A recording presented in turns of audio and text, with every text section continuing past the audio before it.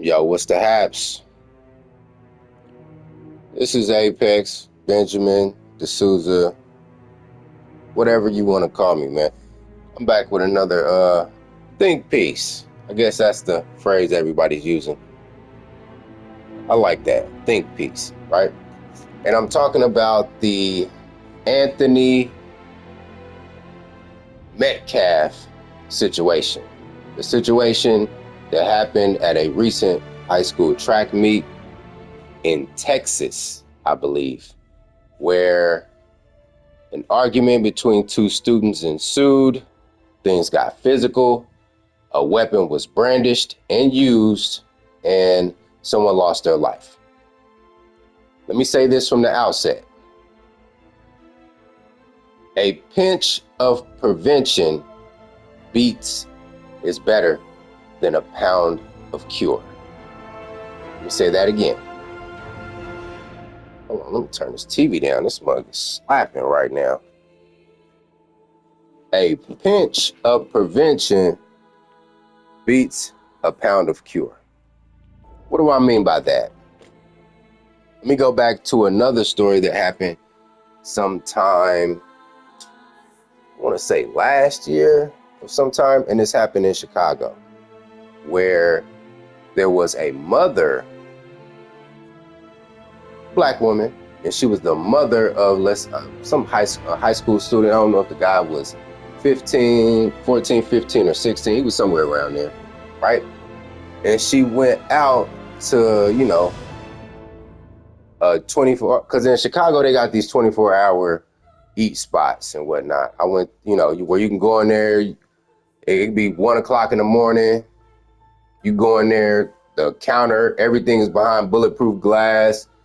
You can order a gym shoe, a dog, a hot dog, some pizza puffs or whatever. I've been there. It's one off of Emerald. I want to say it might have been 73rd and Emerald, bro. But anyway, that's a whole nother story for another day. But it was decent though. But anyway, they got them type of spots in Chicago. And she went to this, late night food spot or on a weekend. It was either Friday or Saturday, right? She was being an unsavory customer. Some people in the line behind her kind of took issuance with it, had some words with her. She then had some words. The guy whom she was arguing with overstepped his bounds and put his hands on her. Her son, whom I have no doubt she prepped him already to say, hey, I'm about to go in here and get some food. My pistol's in the glove compartment. If you see or hear anything, come help me out. So the son's at the door watching this guy getting in this heated argument with his mother. The guy hits his mother. The kid then ups the pistol and kills that man. Was that man wrong for putting his hands on that woman? Absolutely. Absolutely. I'm pretty sure, with that said, I'm pretty sure she was being a belligerent, annoying, trolling customer. You know the type. They go in there, they go to a restaurant, they order some food, the order isn't to their liking, or they want to change their mind and lie and say that the order isn't to their liking, but it's actually how they requested it, and so they send it back and all kind of other stuff. She could have been on that type of time.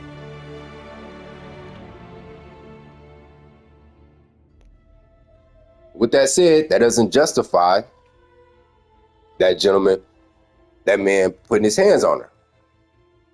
However, he did, and he ended up paying the ultimate price for it. Condolences to his family, right? My whole stance on that was, as a parent, she had no business being out past dark on the weekend. I don't care if you got a hankering for some chicken wings and french fries. I don't care. You have a son. You are a parent. You should have kept your behind at the house. You know it's the weekend. You're in Chicago. You know things get Mickey and tricky. Right? You should have stayed at home. If you really was that hungry, you should have fixed you and your son, a late night snack, and had a Coke and a smile. But no, you decided to go out. And that was my thing, because, I had some conversations here on YouTube and in some comment sections and whatnot, and a lot of people didn't agree with me. Well, she can go where she want to go anytime she want to go. That's true. That's true. That's true. This is a free country. This technically is a free country. She has free will. She can technically do what she wants to do and go where she wants to go. You're absolutely right. However, is it always the smart thing to do? No. Because I know for a fact that past a certain time on the weekend in a major metropolitan area, there ain't nothing out there but trouble or mischief and or nightlife.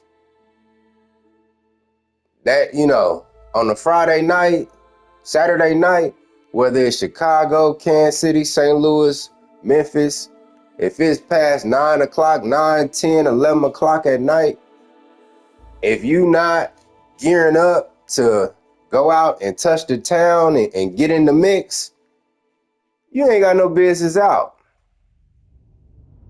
You ain't got no business out. I stay in a small town, right now. Small town. I stay on the far end of this part of town. The main store in town is obviously Walmart. Walmart is on the other side of town. It's just a straight shot. I just hop on one 2-lane or one 4-lane highway. It's some stoplights in between. But I know for a fact that when Friday comes around, when the weekend comes around, I'm not going out there and getting in the mix of the nightlife. I'm not getting in the nightlife mix. So I have to, be on my P's and Q's when I go out, when it's the weekend. Because for one, if I'm going to Walmart to pick up some late night, provisions or whatever the case is, I gotta pass like 2 liquor stores. There's one section where it's 2 gas stations close to each other, and on the other side of the street, it's like in a triangle, is a liquor store, and it's a drive-through liquor store. So you got drunk people driving through the drive-through of the liquor store and then driving out. So I'm already knowing, I'm gonna position my vehicle on the center lane away from the liquor store, just in case some drunk fool, decides to dart out in traffic. But I have to be mindful of that. And for the most part, if it's the weekend, I'm gonna try to get all my business done so I don't even have to engage with the drunks and the fools and the crazies. That's called prevention. That's called prevention, right? A pinch of prevention beats a pound of cure, right? Like I said, going back to the Chicago situation, that brother would still be alive today, and that young man would not have taken his life today had his mother used a pinch of prevention, right? What does that have to do with this current situation, the Anthony Metcalf situation? Well, I don't have all of the data. I don't have all of the facts and all of the eyewitnesses accounts and all that other stuff. It's been a week or so since this happened, and I kind of wanted to wait and get some more intel on the situation before I made a video about it. But I think right now is the most appropriate time to make a video about this particular situation. To my knowledge, these are the facts, right? Anthony and Metcalf, they were at a track meet. Anthony, the black guy, took it upon himself to go under an opposing team's tent. Now this tent, is four spikes, and then it has the canopy over it. It's really a canopy. It's not so much a tent. It's more of a canopy, but I'll just call it a tent. So he goes up under an opposing team's tent, right? There were two boys, white boys, right? They were twins, the Metcalf twins, right? One of the twins tells Anthony, like, hey, dude, this is I don't know exactly what was said. I don't know. I'm just going off of testimony. What has been spoken already, right? So the first Metcalf brother says, hey, guy, this isn't your tent. You got to move around.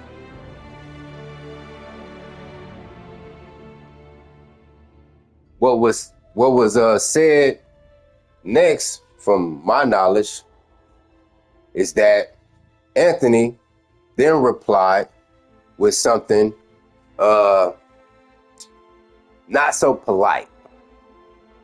And then the other Metcalf brother, the one who ended up losing his life, then he stepped into the situation. And allegedly he hurled maybe some racial epithets or some profanity or whatever the case was. But let's go back.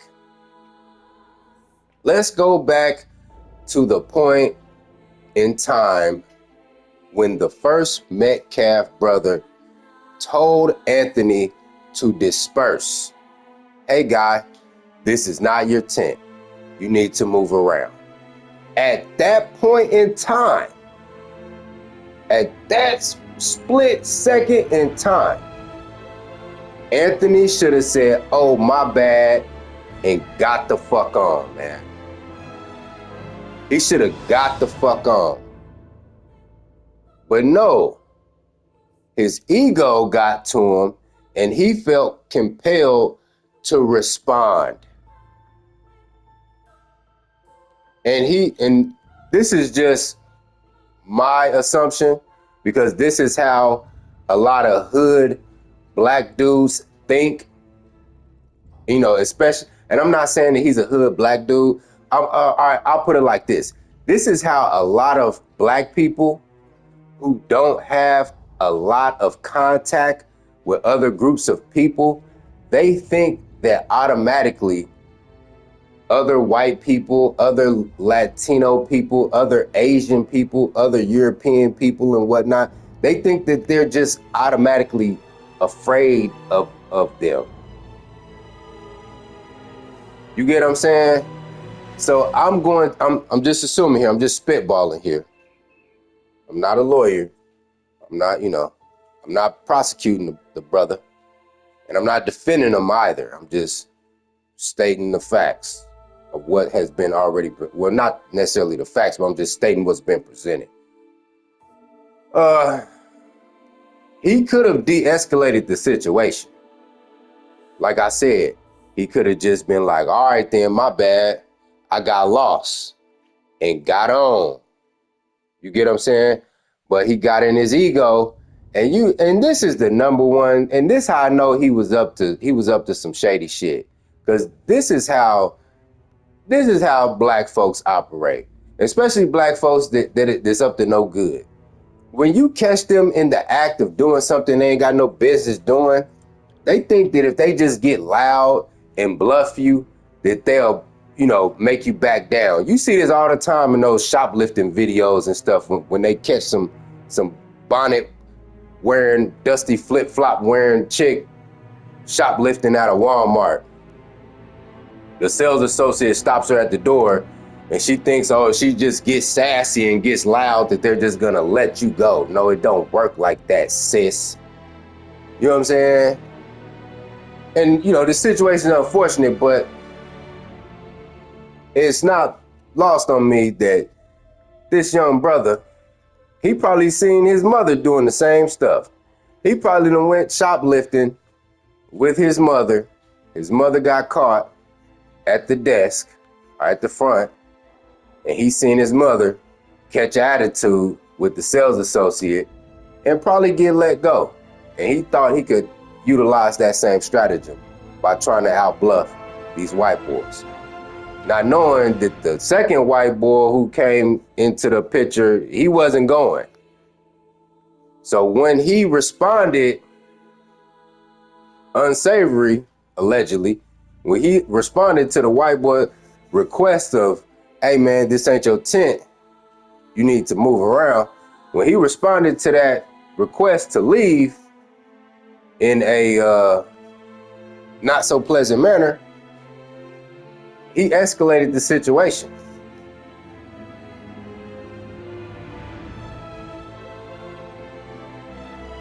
A pinch of prevention, a pinch of prevention. And furthermore, let me say this as a side note, because there was a situation that happened some years ago at, when I was in the Army, right? I was stationed in Hawaii, right?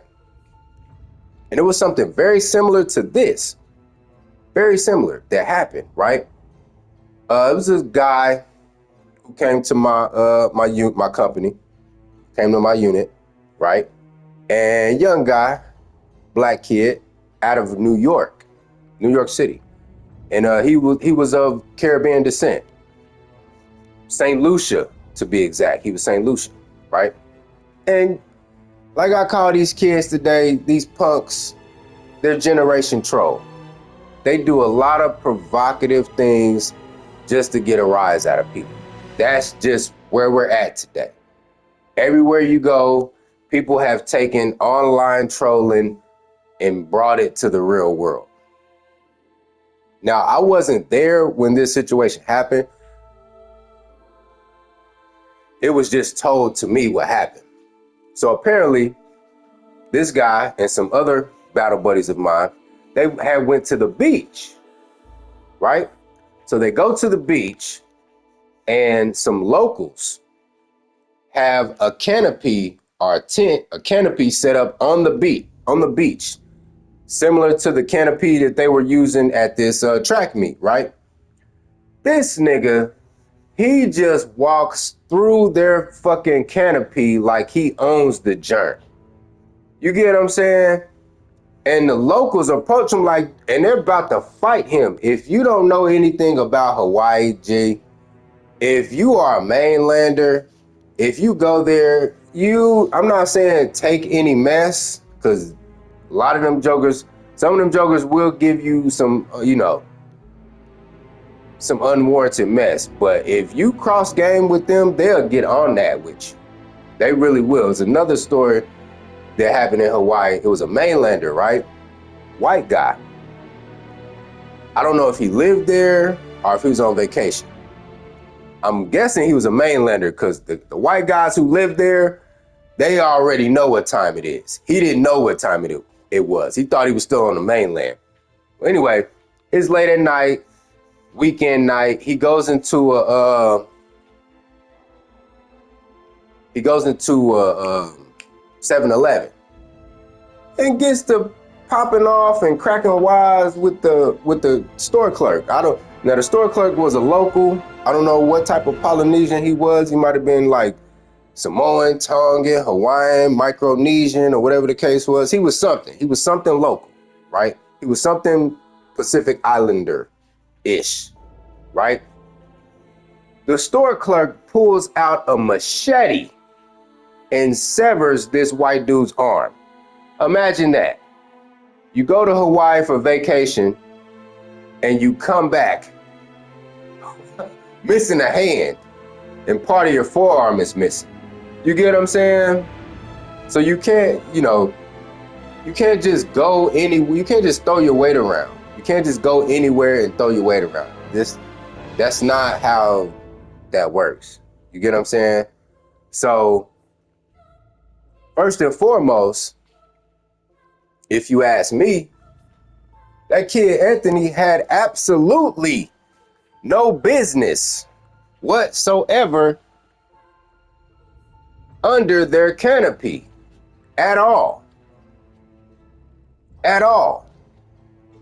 Now you can say, well, they called him the N-word and they levied racial epithets. I don't care anything about that.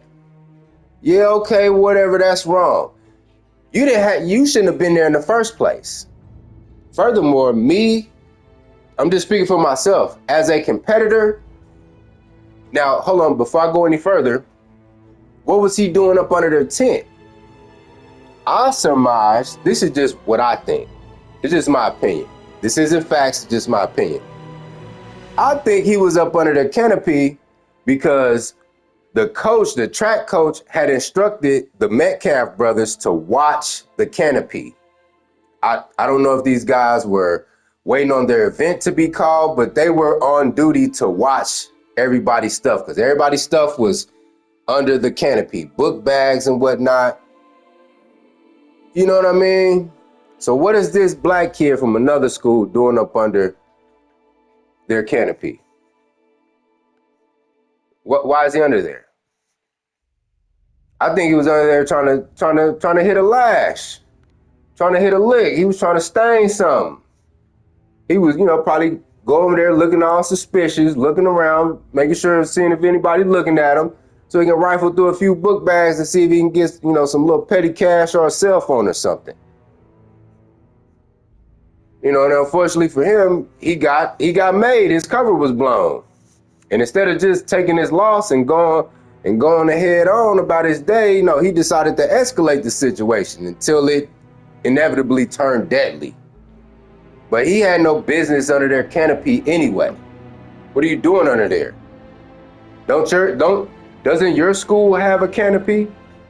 And I don't want to hear this, oh man, I was about to pass out for heat stroke, so I had to get into some shade real quick. Granted, it's Texas, but it's April, bruh. It's early April, late March. It's probably 80 degrees. It's probably in the high 70s, mid 80s at most. It is 80 some degrees, man. You didn't need shade that bad. You could have walked another 100 meters or so until you got to your team's canopy. You get what I'm saying? But I think he was up under that school's canopy because he was up to no good. I think he might have been trying to steal something. That's just, that's just how I see it in my mind's eye. You dig? But yeah. So, he had no business up under there in the first place. And, just speaking, for myself personally, as a competitor, I don't want shit from the other team. I don't want to sit up under your canopy. I don't want to, go over there, go over to your Gatorade coolers and steal a cup of Gatorade. I don't want nothing from you. The only thing I want from you as a competitor is your soul that I'm going to take from you out there on that track in that field, on that field of competition. That's what I want that's what I came here for. Whether it's a basketball game, a football game, or a track meet, I'm not coming to that track meet looking to rifle through some opposing teams' backpacks and whatnot to try to steal a cell phone. No, I'm gonna take your soul on that field of competition. That's what I came here for.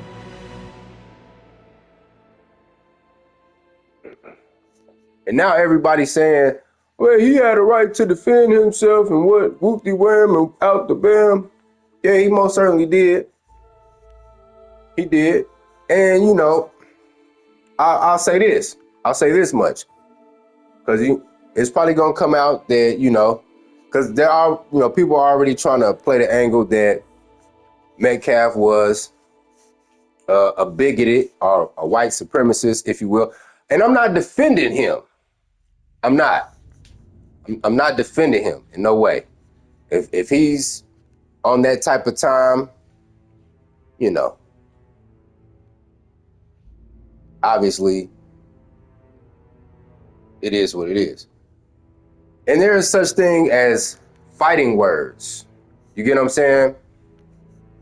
Now, I've heard some clips where people are saying, well, he defended himself. He defended himself. There's a such thing as fighting words. I know in the state where I'm at, those particular laws are on the books. You get what I'm saying? So fighting words could be if you go into a store, you're doing something that you shouldn't be doing. The store clerk asks you to leave, and then you in return say something inflammatory to him. And then he says something inflammatory to you, and then it escalates into a fight. You started the fighting words. You started with the fighting words. So after that, because fighting words, you're inciting a physical altercation with your words. At that point, there is no such thing as self-defense. If it is true that when the first Metcalf brother caught him under their canopy and he said, hey man, you need to leave. And Anthony returned in kind with fighting words, which then activated the other Metcalf brother to come over and say some inflammatory things to him. And then Anthony said some inflammatory things back to him. And then Metcalf actually puts his hands on Anthony. And then Anthony pulls out a knife and kills him. If you go all the way back to the beginning, once fighting words enter the picture, self-defense is off the table.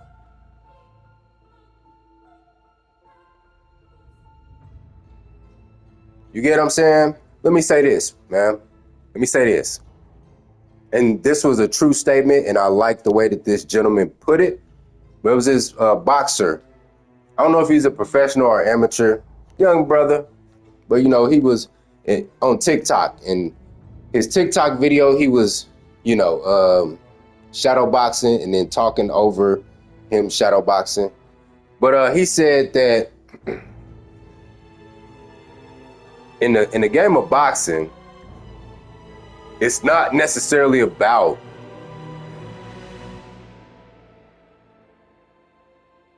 if your opponent is better or if you're better than your opponent. You just have to be better than your opponent that night. In particular spots. And then a lot of times when you're talking about boxing where people can get knocked out within a fraction of a second, you have to be better than your opponent in that split second. Similar to football, this is a game of inches. A game of inches. You have to make split-second decisions in a fraction of a second. You get what I'm saying? And these decisions that you make can irrevocably alter the course of lives if you make the wrong mistake. One of my former football coaches, right? Because I play strong safety and I play receiver. He said that the game of football is played within 15-yard spans. Within 15 yards. On average, on the average play as a defender, now this is a defensive coach. On the average play as a defender, you may cover anywhere, you may run or sprint 10 to 15, maybe 20 yards to a play. But on average, maybe 30 is stretching. But 10 to 15 yards, you're only gonna cover 10 to 15, maybe 20 yards of ground. So you don't have to be blazing fast. Like, you don't have to have a blazing fast 40. You just need to get from point A to point B fast. Now, point B may be 10 or 15 yards away, but you just need to close that gap. And when you get there, you need to make the tackle. You get what I'm saying? You need to make the tackle, and it happens fast, within a split second.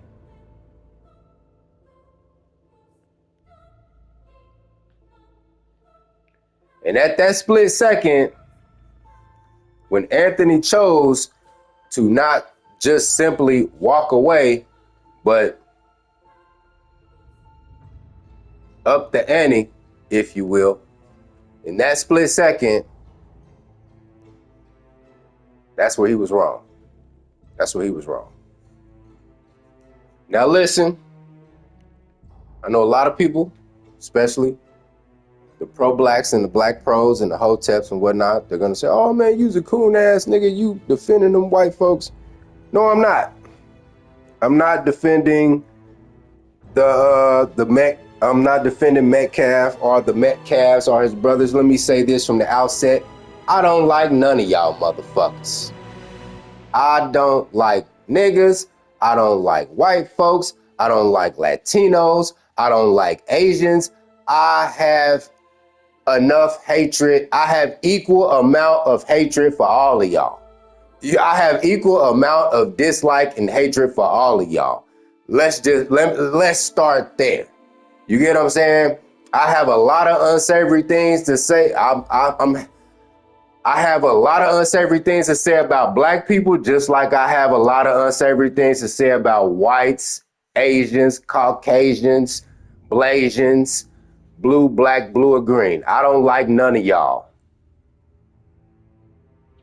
I'm just here pointing out, in my view, what is right and what is wrong. And I think from what the evidence that's been presented to me, that I've been privy to, I think the young brother Anthony was in the wrong. I think he was in the wrong. I think he was in the wrong. I think he was. He had no business under their canopy. Why was he under their canopy? I think he was trying to steal something. Can't necessarily prove that, but what else? Why else would he be up under an opposing team's tent where they have their personal items? You get what I'm saying? That's like somebody going up.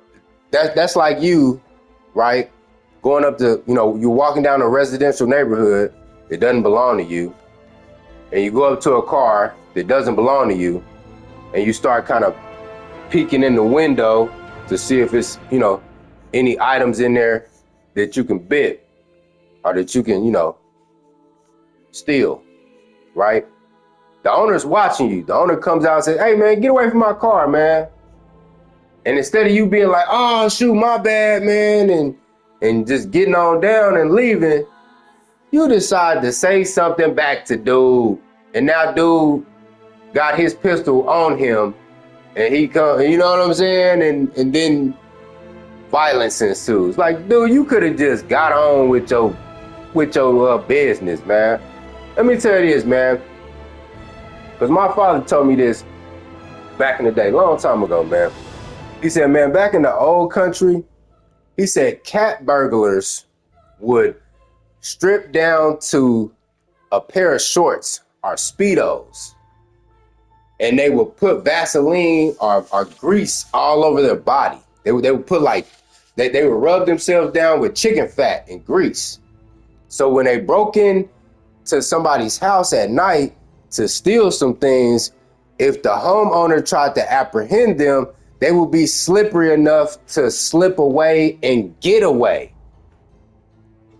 But he was like, nowadays, you got burglars, they come in your house with shotguns and ARPs. They're not trying to get away. If you don't allow them to get away, they'll kill you. Or they're coming in, you know. You see what I'm saying?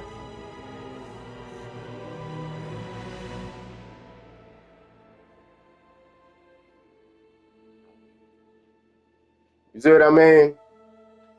Why did he have the knife anyway? If you're at a track meet, and I've been to a couple track meets, I've participated in a couple track meets back in middle school and whatnot, right? And you know, schools from all around the area, you know, you're gonna have some suburban schools, some hood schools, some quasi-hood schools, some, you know what I'm saying? All in the mix. Dude, if you just stay in your designated area where your school is, the track meet ain't for you.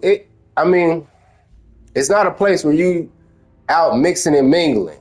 Oh yeah, you know, my event, you know, I run the 200. My event ain't until an hour from now, so let me just walk around the track meet and try to holler at chicks from different schools. I mean, you can do that, but automatically when you bringing a knife to a track meet, bruh, you up to no good. You up to no good. Because if you're really concerned with your safety at a track meet, just stay in your school area. Just stay in your area. You get what I'm saying? So, you know, yeah, I think Buddy's cooked, man. In my opinion, he's cooked. And, oh yeah, for you black folks out there, and I'm hearing a lot of things, people saying, bringing up other cases and other incidents where black folks have been profiled and ultimately have lost their lives to a, you know, suspected white supremacist, whatever the case was, you know, like the likes of Trayvon Martin and whatnot. This ain't that. This situation is not a routine traffic stop and the guy hands the police officer his license and registration and his concealed carry permit, and the officer just pulls his weapon out and shoot. This ain't that, bruh. This ain't that. This is something else. I think Anthony was up to no good. He got told to scram. His ego was bruised. So he escalated the situation. Then they escalated the situation. And, you know, he got a little bit more trouble than he was bargaining for. He was out looking for trouble, and he got a little bit more trouble than he bargained for. That's what I think.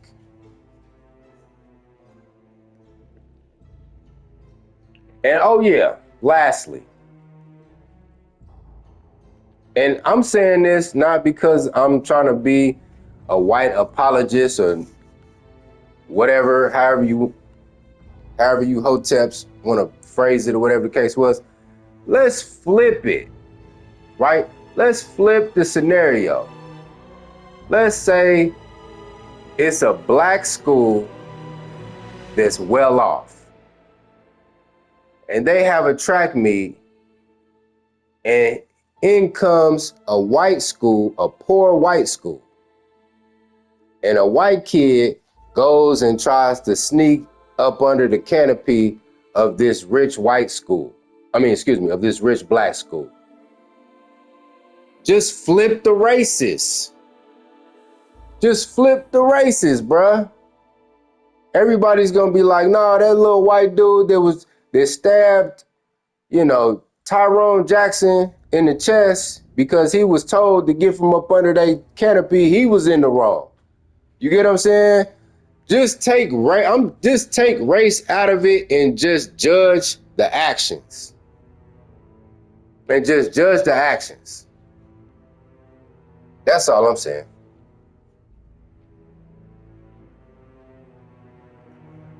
But yeah, though, man. That's all I gotta say on this, man.